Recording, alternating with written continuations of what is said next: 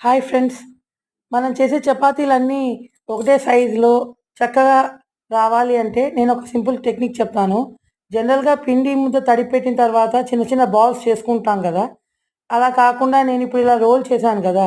అలా రోల్ చేసుకొని, ఒక నైఫ్ తీసుకొని మంచిగా పొడుగ్గా ఇలా అలా ఒక నైఫ్ తీసుకొని, మళ్ళీ కొంచెం బాగా మంచిగా రోల్ చేసుకొని చపాతీ ముద్దని ఈక్వల్‌గా ముందు మధ్యకి కట్ చేసుకొని, అలాగే ఈక్వల్‌గా భాగాలు చూసుకొని కట్ చేసుకున్నట్టయితే, మనకి పర్ఫెక్ట్‌గా చపాతీలనేది ఒకటే సైజులో వస్తాయండి.